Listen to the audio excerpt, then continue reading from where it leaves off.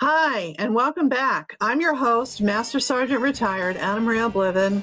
Blessed today to be talking with Dr. Tim Wiles, and he is teaching us how, in moments of stress and trauma, we can get a hold of ourselves. Yeah, that's right. And one of the things I want to do now is go back to another screen and kind of show you how all this works. Um, the last slide that I was talking about, there were two sides of the nervous system, one sympathetic and one parasympathetic. And those are pretty fancy names for different sides of the nervous system. But basically, the parasympathetic, you can almost think of this like a cell phone and making a call. When you make a cell phone call, it just drains your battery. The phone doesn't care if it's a happy call or if it's something distressing, it still drains the battery. Same thing in our body. So stress is actually using resources, and recovery is when you build those back up. It's like plugging your cell phone back in and recharging your batteries. So the same thing happens in the nervous system. And what you have on this particular screen is a 24-hour measurement actually of a veteran, and red is a dominant stress response, and green is the recovery where your body replenishes and rebuilds reserves. And that's really important for immune function, for brain function, for overall energy, just to be able to deal with life's demands. And one of the things that you'll see is at 2200, right before there's a purple line, which is sleep, you'll see a big spike in red. And that is actually a flashback. So one of the things that PTSD is famous for is reliving a traumatic event. And it could be 20 years ago, but it creates a present response of stress, and it brings everything back and affects your physiology in a tremendous way. So what you're seeing here is at 10 o'clock at night, even though this person was able to work all day and stay busy, they experience this huge spike of stress. And the first few hours of sleep, where you see that purple line all the way till 2 in the morning, you'll see is in the red. So even though they're asleep, they're still in a dominant stress state. And it's like putting your car in park and revving your engine all night long. And they don't start really recovering until about 2 o'clock in the morning. So that's something really important to kind of understand how the nervous system works. And then we can kind of game it so that we can stack the deck on your behalf, instead of the things that kind of work against us. We can actually get to the place where we can transition the negative stress and then get to the place where our body can replenish and actually heal and give us more energy. Wow, this is really answering a lot of questions in my mind because I've been told about the breathing exercises, but never shown what you just showed. I just had to take it by faith. Yeah, that's it. So we're going to put the science behind it right now, and what you've experienced on your own, we'll give you the scientific explanation about why that works and why it's so important to be able to engage it. So if we can go back to our next slide, I'll show you how what the breathing exercises actually look like in the nervous system, and how anybody can do these to replenish energy. So at this particular point in the slide, just past 1400 or 1430, you'll see that it's green during the day. And this is where it's really spectacular, because a lot of people don't really think that they can do anything that matters, because it can be so overwhelming when you're dealing with depression and with anxiety. When you haven't slept well, nothing seems to work right, and you can't get your body and your brain to do what you want it to do. Well, at 1400, where you see that green, that's actually a session where I have somebody wired up and I'm measuring their nervous system, and we're actually doing breathing exercises and engaging positive emotions like peace and love and joy, and to be able to actually do that in the nervous system. So we did that in the office, but then it's like, hey, can I do that at home? And again, at 2200, this individual always experiences that spike of stress because of the PTSD and the flashbacks at night, because of the timing of the event that they went through. And you'll see that they were able to get into the green before going to sleep. And they created all this green and all this recovery while they're sleeping at that time. That is a great thing, because what it does is it's like charging the cell phone back up, but it gives your body and your brain and all those vital functions in your body resources to be able to navigate the stress and to be able to deal with it much more effectively. You know, I'm glad that you also combined the PTSD with anxiety and depression, because it's basically working all in tandem. Yeah, exactly. Yeah, and there's no question. Traumatic events have a way of just, hammering every good part of us, and they just drain us. And there's times where PTSD can bring on that depression.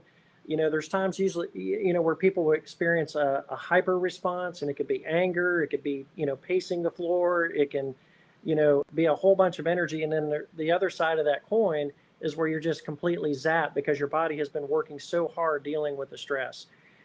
In fact, this particular slide actually shows that. So what we see here is a slide that actually can show the impact of how certain events can provide a trigger for PTSD and what they do to us in terms of our power in our body, but also we can actually do something that makes a tremendous impact.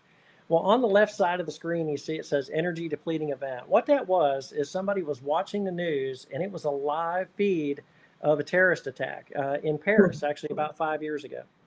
And you could see that their heart rate was only 59. It was at the very beginning here. They weren't really worked up yet. But I want you to look at the one that says power, 347. That's a very low number, and it's going to make sense in just a second when I talk about the other side.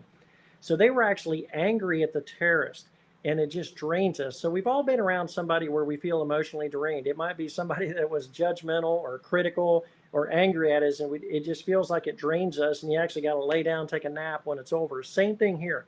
When you re-experience the painful past and all that anger and all the fear and the anxiety, it really takes a lot of resources. Now, here's the good news.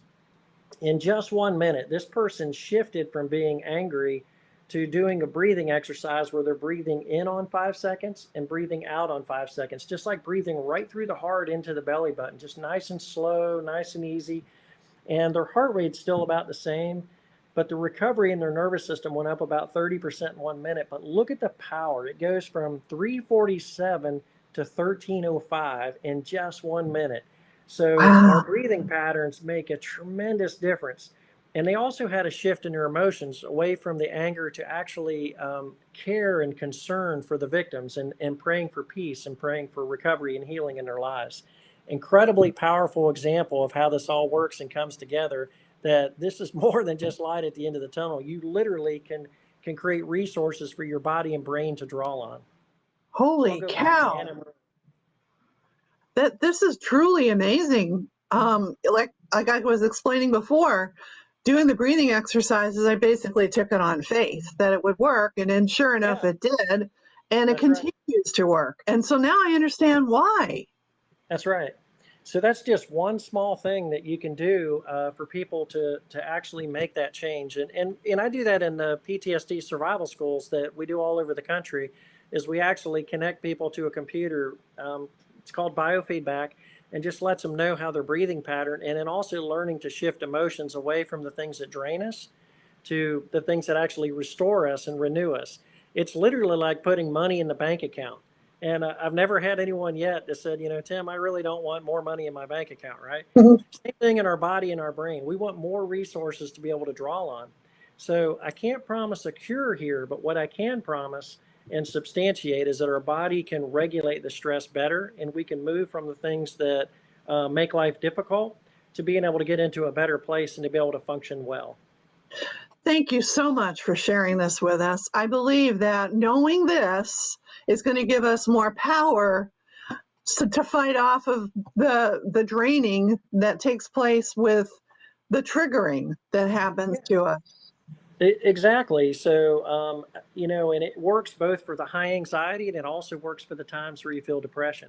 And, people can say, hey, I'm not experiencing emotions now that I feel are healthy or productive. And it puts control where you don't feel control. And it puts it right back you put your back in the driver's seat and lets you know that you can do something about it to be able to make that shift. So that's a great thing. So what would you think about doing a smash party?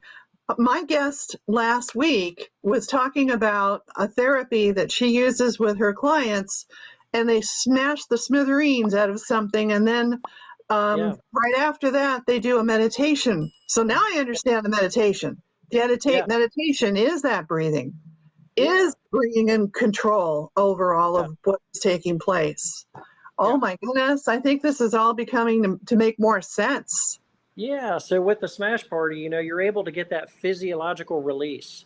And, there's a lot of different ways to do that. Some people do it through exercise. Some people could be a punching bag. You always want to make sure it's going to be productive and safe, right?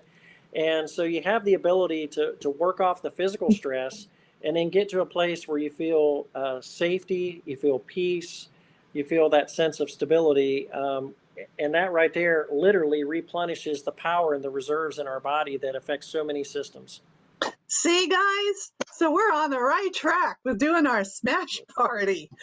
All right. Well, we have a date and time set now, July 2nd at 5 p.m. Central Time, which is 6 p.m. Eastern Time, I understand, 4 p.m. Mountain Time, 3 p.m. Pacific Time. I gotta get all these time zones. But that's the live. That's going to be. But again, you can do this anytime you want. But if you want to join the party and be in a group of live people doing it all at the same time, where we're going to smash something and then we're going to sit down and calm down, just like Dr. Wiles said. Yeah. Do that breathing. Yeah. Then July 2nd is the date.